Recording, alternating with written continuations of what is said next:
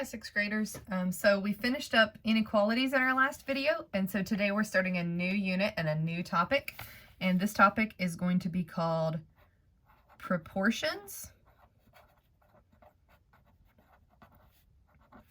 and we're going to look at tables and graphs. Proportions, tables, and graphs. So today we're going to talk about what it means to be what we would call a proportion. We're also going to look at some tables, and we're going to look at some graphs similar to what we graphed on the coordinate plane a couple of units ago. So let's think about two scenarios. So two real life scenarios. Let's pretend that you're at the store and you notice on a sign that it says this. And so I'm going to draw a little table here, just a little tea table, and I'm going to compare. At the store, you're going to say, okay, you see some certain prices for some apples, so I'm going to compare dollars and apples. And on the sign at the store, you notice that if you pay $1, you are going to be able to buy 2 apples. It's a pretty good price. And then if you pay $2, they are going to let you buy 4 apples. And so on and so forth. So $3 would then buy you 6. Now, if you're yelling at your screen 6, how did you know that? We're going to talk about that here in a second. And $4 would be 8. Now, there's a pattern happening here. And so again, maybe some of you have seen it because this is a pretty simple pattern. Notice there's a relationship between the dollar amount and the apples, right? So if I take the number 1, how would I get to a 2? Now you might say plus 1, but 2 plus 1 is not 4. What is the constant relationship between this column and this column? 1 times 2 gives me 2. Let me zoom in on this a little bit so you can see what I'm writing. 2 times 2 gives me 4. 3 times 2 gives me 6. 4 times 2, oops, I wrote an 8. 2 gives me 8, right? Now, if you did not know that, one way that we might find that number, that times 2 relationship, and I'm going to use my Desmos calculator, which it might be a good idea for you to have out as well. Remember, you can find that on the main screen of our Schoology page. It's right underneath the agenda. You can click on calculator. Another way we might find that, let's look at our chart again. If you didn't know that that was times 2, one way we can look at it is we can take the number in the second column and we can divide it by the first. So notice it was like 2 divided by 1.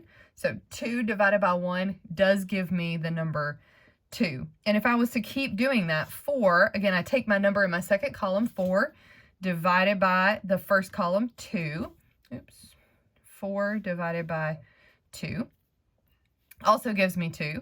I can take 6, divide it by 2, and get 6 divided by, I'm sorry, that number's 3. Divided by 3, that gives me 2. And the last number, 8, divided by 4, also gives me 2. Now that pattern, that times 2 from the first column to the second and going backwards, if we find that number by dividing the second column by the first, that is called our constant of proportionality. So we would say constant of proportionality. The constant of proportionality here is 2. And that helps us because that also means for us that this table is what we would call proportional. So we would say proportional. There is a constant multiplication relationship here that keeps everything in line. It makes everything make sense. If you pay $1 for 2 apples, of course you should pay $2 for then 4 apples. This pattern is what we would call a proportion. Now, we're talking about tables and graphs, so the next thing we can do is actually graph this. So I'm just going to draw a first quadrant. If you think back to our coordinate plane, because all these numbers are positive, I'm just going to draw a first quadrant. And if you'll put some tick marks, so 1, 2, 3, 4, we only need 4 here, but we do need 8 on the other side. 1, 2, 3, 4, 5, 6, 7, 8. So if you'll draw a little graph that looks similar to this, we're going to graph these coordinates and treat them like they're X and Y pairs. So if you'll remember when we did the coordinate plane, we looked at X and Y pairs. And so if you will think of each of these as just a set of numbers, 1, 2. So remember, we go along the x-axis first. So here's x, here's y. And so we're going to go to 1, and then we're going to go up 2. So my first dot's going to be here. Then I'm going to go over 2. I'm going to go up 1, 2, 3, 4. 3 over 3, and then up 6. So 1, 2, 3, 4, 5, 6. And 4, 8. So over 4 up to my last point. Now notice what happens. What kind of pattern is that? That's a straight line. And not only is it a straight line, and again, if your graph's not very straight, then your line's not going to be very straight, but generally it follows a pattern of being a straight line that goes through the origin. That right there is super important. So this graph of what we would call a proportional relationship is a straight line passing through 0, 0. That's a proportional relationship. And so you're going to be asked to identify tables that indicate proportions and also graphs that indicate proportions. So if you see a straight line going through 0, 0, that's automatically a proportion. Now, it's a little harder sometimes to look at the table, especially if you can't see this times 2 relationship, or, it could be times 3, it could be times 4, it could be times 1.7. Sometimes it's a little harder to tell from the table. So I'm going to show you a trick with your calculator that you can definitely tell that something is a proportion or not.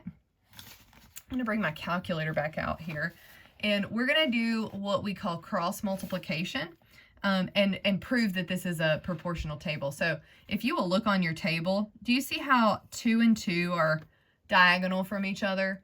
And then also 1 and 4 are diagonal from each other? What do you notice about if you multiply those together? And again, you can use your calculator. 2 times 2 gives me 4. 4 times 1 also gives me 4, right? So that's good. 4 times 1 gives me 4. Okay, so just like a butterfly method when you were in elementary school, if you can, now this has to work for the whole table, but if you use the butterfly method to check the diagonals, so we're going to work our way down this chart. Now we're going to do, maybe I'll do this in a different color so you can see the difference of what I'm doing. Now I'm going to multiply 3 times 4 and 2 times 6. And again, you can use your calculator if you need to. I'm going to move it off to the side so you can see what I'm doing. So again, you could type these numbers in your calculator. 3 times 4 is 12. 2 times 6 is also 12. So notice how those numbers match. Fine. Do I have another color? Hopefully. Yeah, this is blue. All right, and then we're going to do these. So 4 times 6 would be 24. And notice here, 3 times 8 is also 24. So if you can use the cross multiplication, the butterfly method on your entire chart, you also know that it's proportional. So two ideas of what it means to be proportional. One is that your chart, you can cross multiply. You've got this constant of proportionality working across, this number that you can multiply everything by. But also that this butterfly method works for everything. And also it's a straight line. If you graph it, a straight line going through 0, 0. That's what it means to be a proportion, this nice pattern. So if that's true, then what does it mean to not be a proportion? So let's consider if we were in the same grocery store and we decided that we were going to look at bananas. Again, I'm just making up things now. So let's compare bananas to the dollars that we're going to spend on them. All right. And so let's say that the store is telling you that, okay, $1 will buy you 3 bananas. $2 will buy you 5 bananas. $3 will buy you 7 bananas. And $4 will buy you 9 bananas. All right. And so we want to know if this is proportional. And so we're going to look at the graph as well. So I need to go to 4. 1, 2, 3, 4. And then I need to go to 9. So 1, 2, 3, 4, 5, 6, 8, 9. So we're going to graph it. So for $1, so here's my 1. I guess I could have labeled these before to help us out. I was just counting. For $1, 1, 2, 3 bananas. I'm going to put a dot there. For $2, 5. 1, 2, 3, 4, 5. For $3, 7. So that's 5, 6, 7. And for 4, all the way up to 9. Now, what do you notice about this line? Okay, let's come back to, well, if we drew a line through here, again, hopefully your graph is pretty straight. Notice if I draw a straight line, does it go through 0, 0? No, it misses 0, 0. So that's our first indication this is not proportional. Now, I'm going to use the butterfly method here to check as well. 1 times 5 is 5. 2 times 3 is 6. Those already don't match, so I could kind of stop there, but I'm just going to check everything just again to show you. 3 times 5 is 15. 7 times 2 is 14. Again, do not match. And the last one, 4 times 7, that's 28, but 9 times 3 gives me 27. So notice how they're all one off. They don't come out to be even. There is still a pattern here though. But there is no constant of proportionality, which means we would call this not proportional, or we would call this non-proportional. Either one. Both the graph not passing through 0, 0, so not through 0, 0, and also this butterfly method not working. Now, there is sort of a pattern here, though, and maybe you've thought about it long enough to tell. Notice what we're actually doing here to get these numbers is 1 times 2 plus 1. So if you do 1 times 2, you get 2, plus 1 is 3. 2 times 2 would be 4, plus 1 is 5. 3 times 2 is 6, plus 1 is 7. Same thing for 4 and 9. Times 2 would be 8, plus 1 is 9. So there is a pattern here, but notice we have to do this whole plus 1. And so the last thing I want to show you about proportions is that up here, it was just times 2. If we think about these as x and y, the equation for this would be that my y values up here were equal to 2 times x. It was just multiplication. But down here, we had to include addition. We had to do times 2 plus 1. Anytime you have this extra plus 1, it is not proportional. So if you're adding anything at all in your pattern, multiplication, proportional. Adding, not proportional. Straight lines, both of them, one has to go through, the proportional has to go through 0, 0, non-proportional will not. And then, of course, again, the butterfly method for non-proportional. So in your practice today, you're going to practice identifying all of these. Is a table proportional? Is a graph proportional? And is an equation proportional? And use these examples to help you determine that. All right. The last thing you're going to be asked to do as far as proportions goes is to fill in missing numbers in tables. So let's look at a couple of examples to see if we can find some missing numbers for some prices. So let's say that you were given a table that looks like this. So we've got some X and Y values. I'm actually going to do this table side to side. Tables can be up and down, but tables can also be side to side. And so we're going to say if our X value is 4, the Y value is 5. And the X value is 16, the Y value is 20. And so then I'm going to look at, okay, if the X value is 20, what would the Y value be? Now, there's a couple of different ways to do this. One is to look for a multiplication pattern. And so if I look at from how do I get to my X to my Y, right now it's like, what do I multiply 4 by to get 5? I don't know anything right offhand that I know I could add 1, but remember, to be proportional, we don't want to be adding anything. We want to be multiplying. So I don't know what I'd multiply 4 by to get 5, nor do I know what I'd multiply 16 by to get 20. So if I could figure that out though, I would know that I could multiply 20 by something to get that number. We just have to find out what that constant of proportionality is. And there's a very simple way of doing that, and it involves division. It involves taking your Y and dividing it by X. It's what we did up here to check for our constant of proportionality. Remember, we did the Y, the second number, divided by the X, and we got 2 divided by 1 is 2. We got 4 divided by 2 is 2. We got 6 divided by 3 is 2. And 8 divided by 4 is 2.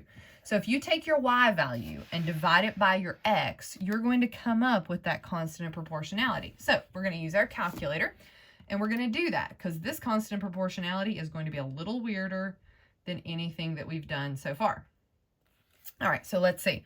So we're going to take our y, and we're going to divide it by our x. So look at our chart. Our first y value is 5. We're going to divide it by 4. Oops, divide by 4. And see what you get? It's 1.25. All right, I'm just going to try another one. So again, I'm going to take my y, which is 20, and divide it by my x, which is 16. Those are paired up. Aha, I'm getting that same number over and over again. And so this, again, would be what I call my constant of proportionality, 1.25. So what is happening in this chart is I'm multiplying everything by 1.25.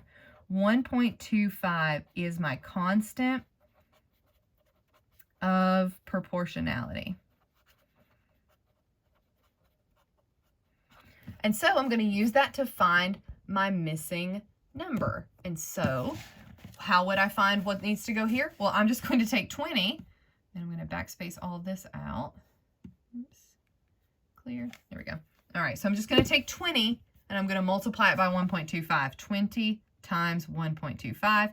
My answer is going to be 25. Now, you can check that by doing your proportional, doing cross multiplying here, and making sure that this works. So 20 times 20, that's a perfect square that you should have memorized. 20 times 20 is 400. 16 times 25, guess what? 400. Oops, you can see that. And so they do come out to be the same. And so I know I've got a proportional relationship here. And again, we came up with this number by dividing our y by our x. So I want you to try one of these. I'm going to do the chart upwards like this. So let's say that you're given 2 and 15. And let's say you're given a blank, so a missing number, and 30. And let's say you're given 8 and 60. And let's say you're given 20 and then a blank. All right, so take a second and just see if you can find the constant of proportionality. Again, we're looking at the pairs that are filled in. Don't look at the blanks. Look at the numbers that we know, and I want you to take the y and divide it by the x and see what you get. So take a second in your calculator and do that.